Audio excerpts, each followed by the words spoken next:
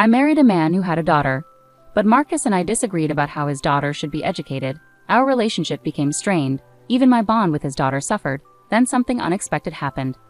Both my husband and his daughter started ignoring me. They wouldn't respond to my greetings or talk to me. Even when they did speak, they excluded me. Despite my efforts to mend things, nothing helped.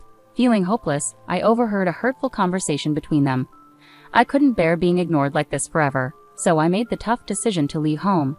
Later, something unbelievable happened involving my husband and his daughter.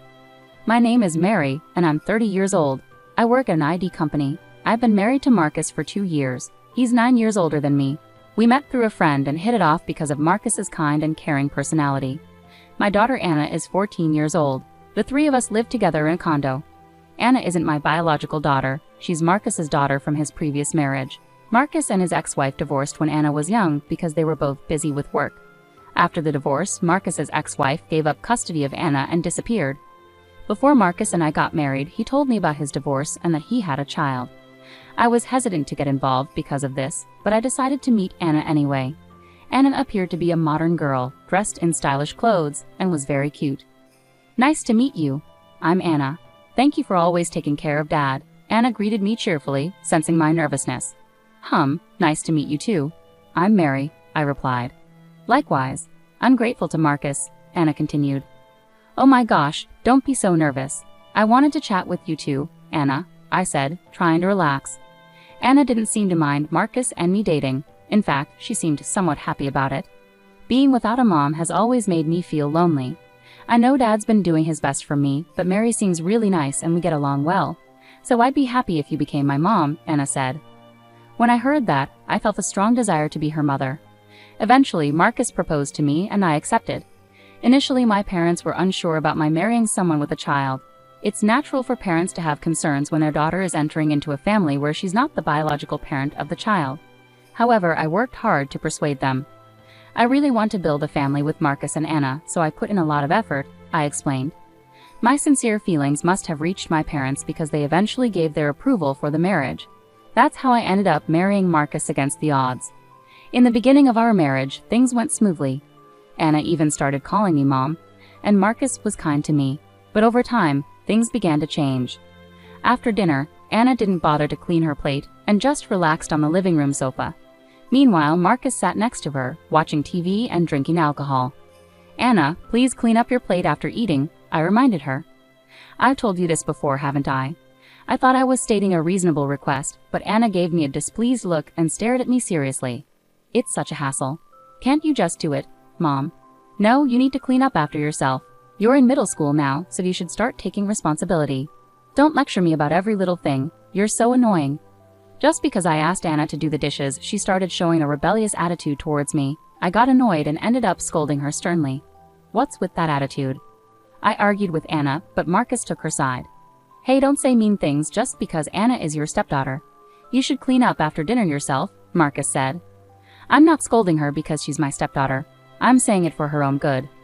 Anna and Marcus left all the household chores to me. They didn't volunteer to help, and though they'd pitch in if asked, they complained about it. Even though I said we're a family and should work together, Marcus said, housework is women's work. You're being unfair to me even though I work too, Anna retorted.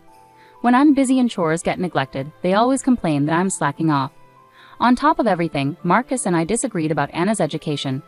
Anna, who is 14 years old and in 8th grade, is getting ready for high school entrance exams, but she spends a lot of time idle instead of studying. Anna always says, I don't need to study hard. I can get good grades without studying much. It's true that Anna is naturally smart, so she manages to do decently in school even with minimal studying. But without studying, passing exams, especially for the private high school she wants to attend, will be difficult. It's crucial for her future success that she develops good study habits. That's why I've been encouraging Anna to study more. But Anna just finds me annoying and tells me to shut up. She rebels against my advice. When I tried talking to Marcus about it, he didn't seem to listen. Anna will be fine. She's smart and reliable. Nagging her like that will only demotivate her, Marcus said. Don't say things like that. High school will be much tougher for her. If she's going to a private school, it's even more important for her to understand the importance of studying. Shut up. You're not her real mother, so don't act all high and mighty. Have you become more unpleasant since before we got married? We've argued a lot about Anna's education, and it's strained our relationship. Lately, Marcus has been spending more time away from home. He says it's because of work, but I wonder if he's avoiding me. My relationship with Anna has also gotten very tense. Her rebellious attitude makes me feel sad. I think about divorce sometimes, but I can't decide. I convinced my parents to support our marriage, so I worry they'll be disappointed if we divorce after just 2 years. Amidst these worries, something strange happened one morning. When I greeted Anna, something weird happened. "Anna, good morning. Breakfast is ready, so go ahead and eat." Anna didn't respond and just went to the kitchen. I was puzzled by her behavior. Did she not hear me? I wondered, but it seemed different. No matter how much I tried to talk to her after that, Anna ignored me. Even when I said, "Have a good day," as she left for school, or "Welcome back," when she came home, she acted as if I didn't exist at all. Confused and worried, I turned to Marcus as soon as he came home from work. "Hey Marcus, I need to talk to you about something concerning Anna." But to my surprise, Marcus didn't respond to me either. "Marcus? Wait, why aren't you answering me?" I tried desperately to talk to him even through dinner, but both Marcus and Anna stayed silent, retreating to their rooms without saying a word. From that point on, they completely ignored me. No matter how hard I tried to engage with them, they wouldn't acknowledge me. Even when I tried to join their conversations, they acted as though I wasn't there. I took on all the household chores and tried to get their attention by making their favorite meals, but nothing seemed to work. Doing everything alone while also working slowly wore me down. On weekends, Marcus and Anna started going out to eat together more often, leaving me behind. Despite us being a family, I felt completely excluded, and it hurt me deeply. How did things come to this? There had been tension lately, but being treated like this was unbearable. I couldn't understand why they had suddenly started ignoring me. Every attempt I made to talk to them was met with silence, and it felt like my heart was breaking. Then one day, a phone call left me astonished. When I came home from work, Marcus and Anna were chatting. Anna said something that shocked me. "Mom is so naive, lol," making a disrespectful comment about me. She proudly said, "We ignored her on purpose, and it worked. Dad and I just acted like she wasn't there, and she ended up doing all the chores without a fuss. We should have ignored her sooner." Dad agreed, plus she's earning our living and keeping the house in order. She used to be cheeky, but lately she's been quieter and more helpful. It's really working out well, lol. I'm starting high school soon and need money, so Mom will have to work harder. LOL. Life is so comfortable now that we're just ignoring her. LOL. Laughing loudly, my husband and daughter were having this conversation, joking about how she was originally hired as a housekeeper. When I overheard them, I lost my patience completely. I'll never forgive them. They'll both pay for this. The next morning, after getting ready, I greeted Marcus and Anna, but as usual, they ignored me. Anna even clicked her tongue. After they left, I packed my things and left the house. When I unexpectedly returned later that day, my family was surprised. But when they heard what had happened, they were supportive. "You can stay as long as you need," they assured me. My parents sympathized, saying, "It must have been so tough." Their concern made me want to cry. Despite urging my parents to accept Marcus in the first place, I expected blame, but they cared more about me than anything else. A few days later, Marcus called me in a panic while I was relaxing at my parents' house. When I answered, annoyed, he immediately started shouting, "Where the hell are you? How dare you, as a mother, gallivant around like this? Aren't you ashamed? Get back home right now." I couldn't believe he was yelling at me like this, especially after not hearing from him for so long. Fed up, I told him firmly, "No, Marcus, I'm not coming back. I'm divorcing you. I can't deal with you anymore." "What? What nonsense are you talking? Stop acting like a child just because I ignored you for a while. We're not getting divorced," he insisted, probably because he didn't want to lose the help around the house. But then I dropped a bombshell.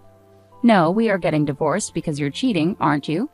That call I received earlier wasn't from his work, it was from his mistress's husband. Marcus hadn't been working late, he'd been meeting his lover. When he and Anna went on vacation, he was out to dinner with someone else. During their conversation, I overheard something unsettling. "Dad's lover, she's beautiful and pretty. I wish she was my mom so I could brag about it to everyone at school." "I agree with you, but she's married. Besides, I can't have her doing housework. Her hands are too beautiful. Housekeeping is for someone simple like Mary." Marcus never imagined I knew about his affair. I hit him with another bombshell. "I'm filing for divorce and demanding alimony. I've also sold our apartment. You need to leave." The apartment where we lived was bought by my father before we married and was in my name. So I hired movers and secretly moved all my belongings to a new place. After we left, I sold the old apartment and bought a new one for myself, with my father's support. I also sent Marcus and Anna's things to his parents' house with a letter explaining everything. They had nowhere else to go now that Marcus's brother's family lives with their parents and he's estranged from his father. On top of it all, he was cheating, which will likely lead to him being disowned by his family. Marcus, feeling trapped, desperately begged for forgiveness over the phone. "I'm sorry. I got carried away. I love you, Mary. Please forgive me." He apologized sincerely, but forgiveness wasn't something I could give him. I tried so hard to build a real family with them. I scolded Anna because I was worried about her future. I argued with Marcus because I wanted us to think about our daughter Anna together as a couple. But Marcus and Anna ignored me and hurt me over trivial reasons, like wanting an easy life or having things their way. I can't live with people like that anymore. You and Anna don't want a family, you just want a maid to boss around whenever it suits you, right? I've tried to make a family with you, but it's been a painful experience. I can't stay with people like you forever. I'm not thinking like that. I'm truly sorry. Anna wants to apologize to her mom too. She's not a mean-spirited girl who mocks others. Didn't Anna say she wished she had a beautiful mom? Maybe she'd be happier with someone else besides me. Just stay away from me. With that, I hung up on Marcus. A few days later, the divorce with Marcus was finalized through a lawyer. I demanded compensation from both him and his lover. Apparently, the lover's husband also demanded compensation from them. Marcus used up his savings, but it wasn't enough, so he had to take out a loan to pay both of our compensations. Marcus and Anna got kicked out of their apartment and now live in a cheap, old one. Anna borrowed money from her parents to pay the damages and is now working at a relative's factory. Just when Mary thought it was all over, Marcus unexpectedly asked for reconciliation. "Hey, Mary, please give us another chance." "Why are you saying this now? We're already divorced. We're strangers. Don't contact me." "Don't say that. Anna is in trouble right now." Marcus explained that because of his debts, they couldn't afford Anna's tuition at the prestigious Pratt High School she dreamed of attending. Anna reluctantly enrolled in a public high school where she ended up being disliked and isolated by her classmates due to her difficult personality. Anna, feeling rejected by her classmates, has become withdrawn and spends her days taking out her frustrations on Marcus. On top of that, no one is doing the housework, and the apartment is getting dirtier and smelling bad. They might even get evicted soon. Marcus tearfully told his story, but I realized it was all his fault. "I won't get back together with you. Don't contact me again." I firmly refused to reconcile and blocked Marcus's number. Now I'm living peacefully at my parents' house and focusing on my work. After everything that happened with my family, I'm not thinking about marriage for a while. Right now, I just want to become better at judging men.